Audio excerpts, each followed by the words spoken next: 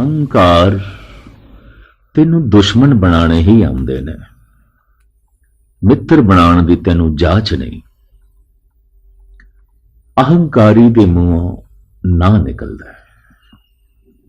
ਅਹੰਕਾਰੀ ਹਾਂ ਨਹੀਂ ਕਰ ਸਕਦਾ।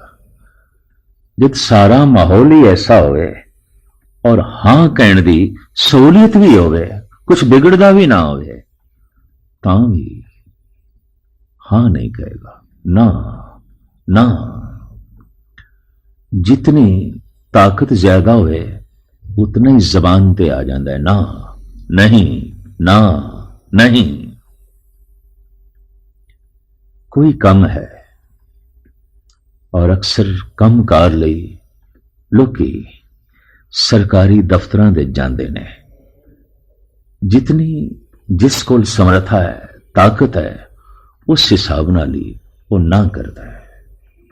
ना करके दसना चाहता है मैं तेनू रोक सकदा, मैं तेरे काम नू रोक सकदा। अहंकार इस महीने विच ते भारत बहुत अहंकारी देश हो गया है। ना ना ना, हां कहना ही भुल गए। हां कहने विच इनू अपना छोटापन प्रतीत होता है। जायज गल भी नौकर ने कह दी है, जायज मंग भी एक नौकर ने मंगी है, तां भी मालिक कहता है ना। नौकर दी हां च हां मिला दईए ना। अहंकारी ना करता है, सबनों ना करता है, और जिथे तक इसकी सतह है उत्थे तक ना करता है। और जितना ना ना करी जाता है उतनी दुश्मनी बनती है। तो पातशाह ठीक कह रहे ने, मित्रं तजंत सतरं दृणंत अनिक माया विस्तीर ने। अहंकार दी माया दा इस तरीके नाल विस्तार होंदा है, इसदे दुश्मन ही बनते हैं। ईरानी सूफी संत जनाब हाफिज कहते ने, दरख्ते दोस्ती बानिशाम के कामे दिल बबारा रद, निहाले दुश्मनी बरकुन के रंजो बेशुमारा रद। दोस्ती दा बूटा ला, मिलाप दा बूटा ला, जितों खुदा दा मिलाप चाहना है। जे किधरे भुलेखे नाल तो दुश्मनी दा बूटा ला भी बैठा है, इसनू अज ही जड़ों पुट दे। सिवाय दुखां दे सोल तो इस बूटे नू होर कुछ भी नहीं लगता। अमृत फल खाना चाहना है, दोस्ती दा बूटा ला। भगत आत्मदर्शी मनुख ते सारे जहान नू मित्र बना लेंदा है। सबको मीत हम आपन की ना, हम सब ना के साजन। किस तरह सारी कायनात नू उसने मित्र बना लिया, पशु पक्षियां तक नो, जड़ चेतन सबनू अपना मित्र बना लिया। जिंदगी ते बड़ी छोटी है, दुनिया बड़ी वड्डी है, सारियां नू मित्र बनाया। आखिर किस तरीके नाल? गुरबाणी ढंग दसदी है, एक सज्जन सब सज्जना, एक वैरी सब बात। जद उस एक नू सज्जन बना लैंदा है ते एक नाल सज्जनता दा जद रिश्ता जुड़दा है तो सारी अनेकता उस एक दे आसरे ते खड़ी है। अनेकता भी सारी सज्जन बन के रह जाती है। जीवन धन हो जाता है। कहते मित्रां विच जीवना स्वर्ग विच जीवना है, दुश्मनां विच जीना नरक विच जीवना है। नरक ही भोग रहे ने हो जो कहते गलियां दे कख भी वैरी ने, पर स्वर्ग दे चवो ने जिन्हां ने शैतान नू भी मित्र बना लिया है, दुष्टां नू भी मित्र बना लिया है। सब मित्र सबको मीत हम आपन की ना। पर ये युगत ਅਹੰਕਾਰੀ ਦੇ ਕੋਲ ਨਹੀਂ ਆਉਂਦੀ। ਅਹੰਕਾਰੀ ਜੇ ਅਸਥੂਲ ਢੰਗ ਨਾਲ ਨਹੀਂ, ਅਗਰ ਉਹ ਧਾਰਮਿਕ ਹੈ ਤਾਂ ਸੂਖਸ਼ਮ ਢੰਗ ਨਾਲ ਚੋਟ ਪਹੁੰਚਾਵੇਗਾ।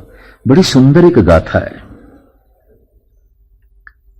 ਇੱਕ ਸੰਤ ਬੈਰਾਗੀ ਜੰਗਲ ਵਿੱਚ ਕੁਟਿਆ ਬਣਾ ਸਾਧਨਾ ਵਿੱਚ ਲੀਨ ਹੈ, ਤੇ ਸਾਧਨਾ ਸਾਰੀ ਸਿਰਫ ਹੰਕਾਰ ਨੂੰ ਮਾਰਨ ਵਾਸਤੇ ਹੈ। ਔਰ ਜਿਸ ਦਿਨ ਅਹੰਕਾਰ ਮਰਦਾ ਹੈ, ਨਿਰੰਕਾਰ ਪ੍ਰਗਟ ਹੁੰਦਾ ਹੈ। ਅਹੰਕਾਰ ਜਿਤਨੇ ਚਿਰ ਤੱਕ ਹੈ, ਜਨਮ ਤੇ ਮਰਨ ਚੱਲਦਾ ਹੈ, ਔਰ ਜੈਸੇ ਨਿਰੰਕਾਰ ਪ੍ਰਗਟ ਹੁੰਦਾ ਹੈ, ਜਨਮ ਮਰਨ ਮਿਟ ਜਾਂਦਾ ਹੈ।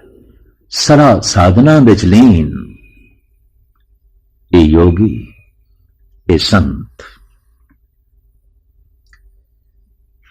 ਇੱਕ ਰਾਜਾ ਆਇਆ ਦਰਸ਼ਨਾਂ ਲਈ। ਤਪੱਸਿਆ ਸਾਧਨਾ ਦੀ ਬੜੀ ਦੂਰ ਦੂਰ ਤੱਕ ਧੁੰਮ ਪਈ। ਬਹੁਤ ਤਪੇਸ਼ਵਰ ਹੈ, ਬਹੁਤ ਜਪੇਸ਼ਵਰ ਹੈ, ਬੜਾ ਸੰਜਮੀ ਹੈ। ਰਾਜਾ ਦਰਸ਼ਨਾਂ ਲਈ ਆਇਆ ਹੈ। ਦਰਸ਼ਨ ਕਰ ਰਾਜਾ ਪ੍ਰਸੰਨ ਹੋਇਆ। ਉਸਨੇ ਇੱਕ ਬੜੀ ਕੀਮਤੀ ਮੋਤੀਆਂ ਨਾਲ ਜੜਤ ਪੁਸ਼ਾਕ ਚੋਲਾ ਭੇਟ ਕੀਤਾ। ਭਾਵੇਂ ਸਾਧੂ ਕਹਿਣ ਲੱਗਾ, ਹੁਣ ਅਸੀਂ ਇਸ ਤਰ੍ਹਾਂ ਦੇ ਚੋਲੇ ਪਹਿਨਣਾ ਛੱਡ ਦਿੱਤਾ ਹੈ, ਅਸੀਂ ਤੇ ਤਨ ਦਿੱਤੇ ਸਿਰਫ ਕਮਲੀ ਧਾਰਨ ਕਰਦੇ ਹਾਂ। ਪਰ ਉਹ ਰਾਜਾ ਕਹਿਣ ਲੱਗਾ, आखिर मैं खाली हथ किस तरह जो है आप दे दर्शन करा, ये नजराना है, ये भेंट है, चलो नहीं पाना आप रख लो, दे देना किसी को। राजा ये नजराना रख के चला गया। कुछ दिनों बाद इस त्यागी वैरागी साधु दा एक मित्र, गूढ़ा मित्र, बचपन का दोस्त, और वह भी साधु सी, वह भी तपस्या कर रहा सी, मिलन लई आया है। गालबन 10 मील दी वाट पैदल चल के ये जंगल विच संत दी कुटिया कोल पहुंचे है। दूरों वेख इस संत ने स्वागत किया है और सत्कार मान नाल बिठाया है। रस्मी गुफ्तगू तो बाद जो भिक्षा तो भोजन आया सी वो छकाया। रात बड़े सोहने ढंग नाल प्रभु चर्चा करदियां बतीत हुई। सवेरे इस बैरागी साधु ने कोई 3 घरां विच जाना है, नाल दे पिंड। उन्होंने अपने घरां विच चरण पाण लई बुलाया है। ये बैरागी साधु आए हुए मेहमान मित्र नूं कहंदा है भी इत्थे कल्लियां बैठिया तुसी तंग हो जाओगे, आओ मेरे नाल चलो। मैं 3 घरां विच जाना है, तुसी मेरे नाल चलो, फिर वापस आ जाते हैं। इस बैरागी साधु ने वो जो राजे ने कीमती चोला दिता सी, मोतियां नाल जड़त बड़ा खूबसूरत, वो कट के दिता और आखे ए पा लो, कस्बे दे चले तुसी पा लो। वो साधु कुछ बेनियाज,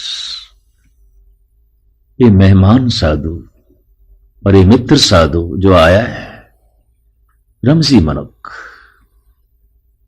हरख सोग तो उच्चा मनुख, पहन लिया उसने वो चोला, कीमती चोला। जैसे दोवें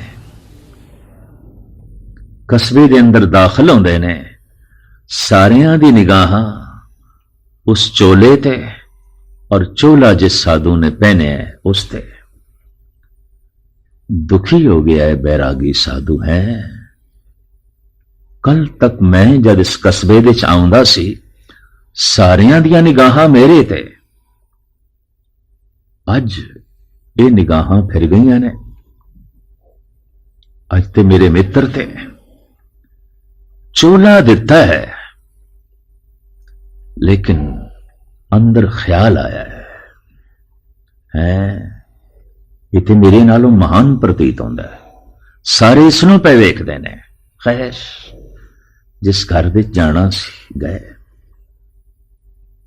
आओ भगत होई, सन्मान नाल बिठाए गए और घर वालियां ने सुभावक पूछया उस बैरागी साधु तो, ये जो नाल आए ने ये कौन ने? क्योंकि सारे घर वाले अखां फाड़ फाड़ के उसनू वेख रहे ने। सोना चोला पहने होया है, मुखड़े ते शांति झलकदी है, निर्माणता बिखरदी है, रहस बिस्माद अखां दे विच है। तो सारे घर वाले उस तो प्रभावित ने। पुछदे ने, संत जी ये नाल फड़े कौन आए ने? दुखत होके कहंदा है, मेरे मित्र ने कल आए सन, मेरे बचपन दे दोस्त ने, साधु ने, साधना करदे ने, बड़े ज्ञानी ने, जपीश्वर ने, तपीश्वर ने, पर ये जिहड़ा चोला है ना ये मेरा है। हुण इस ढंग नाल ते तारफ नहीं कराईदा,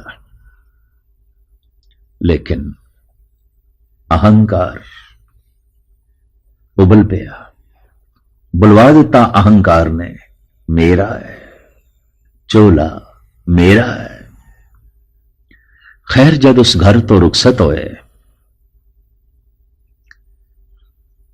उस मेहमान साधु ने कहा, मित्र तू कपड़े पवा के भी मैनू नंगा कीता, चोला पवा के भी तू मेरे कपड़े उतारे। कोई इस तरह तारुफ कराईदा है? खैर माफी मंगण लग पिया। कहने लगा, नहीं, अचानक मेरे मुंह में बोल निकल गए, तुसी बुरा ना मनाओ, बुरा ना मनाओ। दूसरे घर गए, दूसरे घर वालियां दी भी निगाह इस साधु ते, अखां विच रमज है, बिस्मात है, चेहरे ते शांति है, और सब तो वड्डी गल जिस तो ये घर वाले प्रभावित हो रहे हैं, इतना कीमती चोला, इतना सुंदर चोला। तो दूसरे घर वाले ने भी यही पूछा, संत जी ये नाल कौन महात्मा आए ने, ये कौन ने? तो एकदम बोल पे, मेरे बचपन के दोस्त ने, बाल सखा ने और साधु ने, तपस्या करने ने, ज्ञानी ने। रह गई इस चोले की गल, ये चोला मेरा नहीं है, मेरा नहीं है, इस दे विच ही वो कह गया है, मेरा है, मेरा है, मेरा है। खैर उस घर तो ज्यों निकले, ये बैरागी साधु फिर माफी मंगदा है, मित्रा मैनू इस तरह भी नहीं कहना चाहिए सी, पर निकल गई है गल, तू सहन कर ले, बर्दाश्त कर ले, हुण मैं नहीं कहांगा। तीसरे घर गए, आओ भगत हुई, बिठाए गए, पर वो चोला तीसरे घर दे भी सारे मनुखा प्रभावित कर रहे हैं। नर नारी बच्चे सब प्रभावित उसी साधु नु देख रहे हैं। स्वागत पूछ रहे हैं, संत जी ये नाल कौन आए ने, ये केड़े संत ने? तो हुण तारुफ करांदा है, मेरे बाल सखा मित्र ने, जपीश्वर ने, तपीश्वर ने, ज्ञानी पुरुष ने। पर रह गई इन्हां कपड़ियां दी गल, इस चोले दी, मैं इस दी गल नहीं करनी। ना गल करके भी कर गया। जब उस तीसरे घर तो रुखसत होए, कुटिया च पहुंचे, इस मेहमान साधु ने, इस दोस्त साधु ने चोला उतार के अगे रख दिता। आखिया 3 दफा तू नंगा कीता है, पहले अपना चोला, हुण चौथी दफा मैं आप ही उतार देना। 3 दफा तू उतरवाया है, 3 दफा तू नगन कीता है। अहंकारी अपने मित्र का भी मान सन्मान बर्दाश्त नहीं कर सकता। अहंकारी अपने गुरु की महानता भी बर्दाश्त नहीं कर सकेगा। वो मित्र नूं छुपाएगा। मां बाप गुणवान ने तो उन्होंने पिछे सुटेगा। विद्या गुरु है या अध्यात्म गुरु है, उसनों भी हंकारी छुपाण की कोशिश करेगा, पिछे सुटेगा। महाराज दी बाणी बड़ा सुंदर फरमान कर दिए, जो गुरु गोपे अपना ते नर बुरियारी। ये बड़े बुरे पुरुष होंदे ने हंकारी, गुरु नूं भी छुपांदे ने। क्यों? फिर मेरी मैं, मेरा वडपना फिर किथे? तो ये मित्र नूं छुपांदे ने, पुत्र नूं छुपांदे ने अगर गुणवान है। मां बाप नूं पिछे सुटदे ने, सिर्फ अपने आप नूं ही अगे करना इन्हां दी जिंदगी दा लक्ष्य है। और यतन कोशिश यह भी होंदी है, रब नूं भी पिछे सुटीए, परमात्मा नूं भी पिछे सुटीए।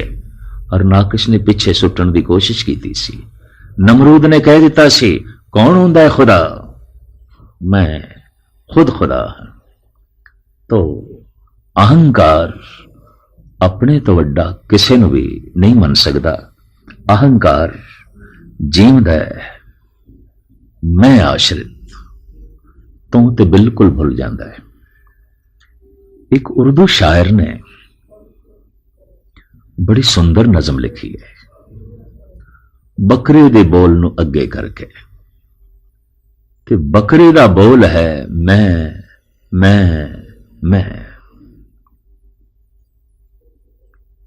इसे नूं आधार बना के इस शायर ने बड़ी सुंदर कल्पना की है।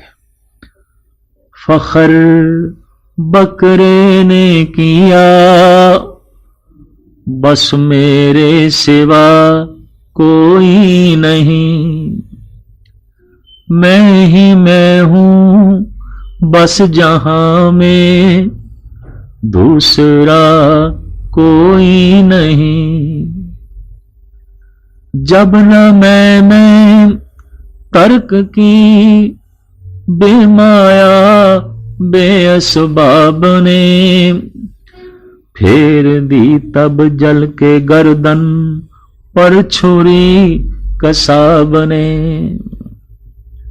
कसाई दे छुरे हेठ आ गया, उन्हें जबा कर दिता, सिर वट दिता।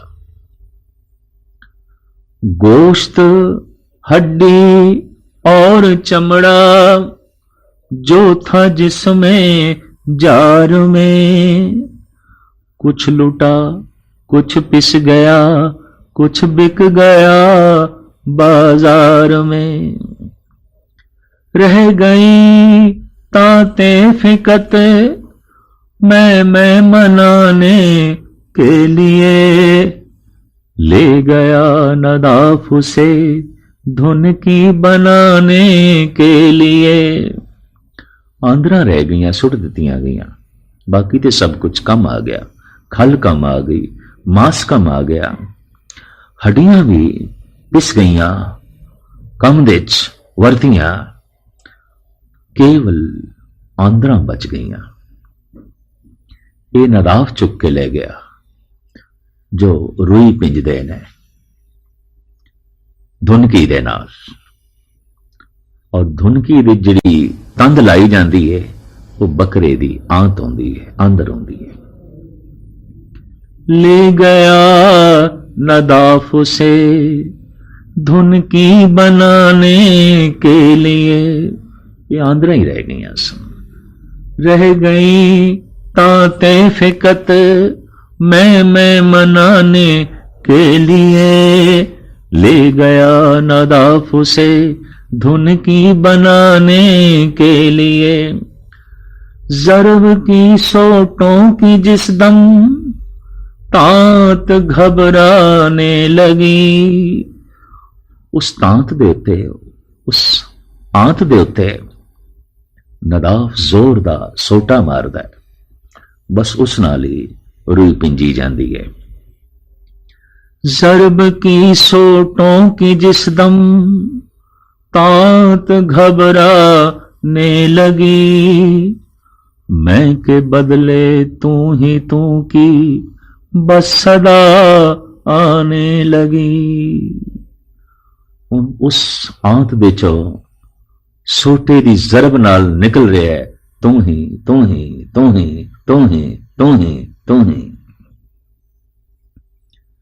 कोई इतनी कुर्बानी करे, साधना करे ते साधना विच लीन मनुखां दी कदमां नूं खाक ते अपने मस्तक नूं रगड़े।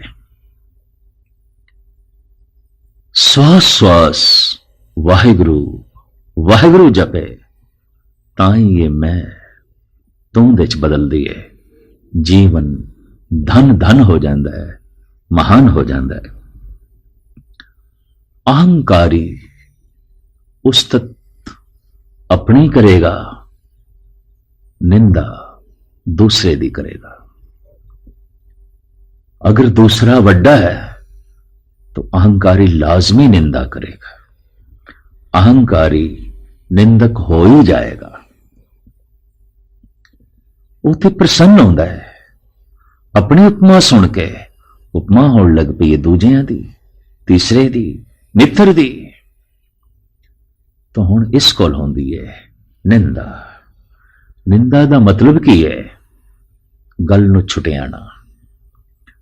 और अक्सर मनुख उसे दी ही निंदा करता है जो किसी गल दे उस नालों अगे होवे, गुण दे च, कला दे च, ज्ञान दे च, शील संजम दे च, या फिर प्रभु दी बंदगी दे च, या संसारी तल ते ले लो सता दे च, धन दे च, स्वपन दे च, किसी भी पख तो जो अगे है, अहंकारी उसकी तारीफ नहीं कर सकता।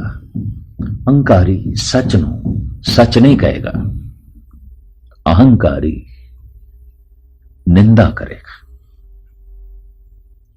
और अहंकारी बड़ा प्रबल निंदक होता है, छुटियाण की कोशिश करता है, घटाण की कोशिश करता है। भगत नामदेव जी, उन्होंने तपस्या इतनी इतनी, परमात्मा उन्होंने सन्मुख होया है, प्रभु सामने होया है, लेकिन हंकारी ब्राह्मणा ने मार मार के मंदिर चो कढ़िया है और मंदिर दे पिछवाड़े बिठा देता है। मारे मारे कढ़े, ये बेचारा मंदिर दे पिछे बैठ गया। पहले थे मूर्ति दे सन्मुख सी, मूर्ति नामदेव दे सन्मुख सी, पर हुण पिछे। पातशाह दी बाणी कहंदी है, अहंकारियां निंदकां पिठ दे नामदेव मुख लाया। अहंकारी निंदक होंदा है और निंदक ते अहंकारी दी तरफ परमात्मा दी हमेशा पिठ होंदी है।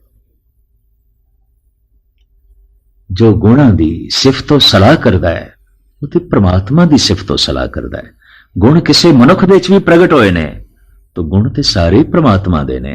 गुणा दी तारीफ परमात्मा दी तारीफ है, पर वो ते निंदा करदा है, गुणा दी निंदा करदा है, क्योंकि अहंकारी है तो परमात्मा दी पिठ हो जाती उसकी तरफ। और जिस मनुख की तरफ परमात्मा दी पिठ हो गई है, सब दी पिठ हो जाती है। और अहंकारी बहुत दुखां दे दलदल दे जाके फसदा है। धन गुरु अर्जन देव जी महाराज इन फरमान करते ने, आवंत जावंत थकंत जिया, दुख सुख बहु भोगणे। ਇਹ ਅਹੰਕਾਰ ਤੇਰੇ ਕਰਕੇ ਇਹ ਜੀਵ ਜੰਮਦੇ ਨੇ, ਮਰਦੇ ਨੇ, ਆਉਂਦੇ ਨੇ, ਜਾਂਦੇ ਨੇ, ਦੁੱਖ ਭੋਗਦੇ ਨੇ, ਸੁਖ ਭੋਗਦੇ ਨੇ, ਥੱਕ ਜਾਂਦੇ ਨੇ, ਟੁੱਟ ਜਾਂਦੇ ਨੇ। ਇਹ ਅਹੰਕਾਰ ਤੂੰ ਤੇ ਤੋੜ ਕੇ ਰੱਖ ਦੇਣਾ ਕਈਆਂ ਨੂੰ। ਬ੍ਰਹਮ ਭਿਆਨ ਉਦਿਆਨ ਰਮਣੰ, ਮਹਾ ਬਿਕਟ असाध रोगणे। ये बड़ा असाध रोग है।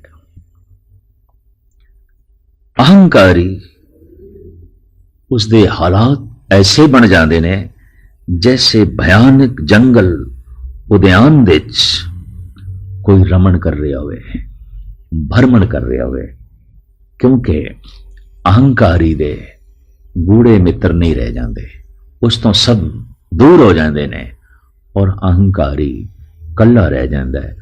और ऐसा रह जाता है जैसे उद्यान विच भयानक जंगल विच मनुख तनहा रह गया होवे। असाध रोग है, किसी वैद कोल इसकी दवाई नहीं है, कोई इलाज नहीं है। तो इस श्लोक की अखीरली पंक्ति विच धन गुरु अर्जन देव जी महाराज इंज फरमान करते ने, वैदं पार ब्रह्म परमेश्वर, आराधनानक हर हर हरे। है वेद, है हकीम, कौन? परमात्मा। केड़ी दवाई है उसदे कोल? बस परमात्मा का नाम ही दवाई है।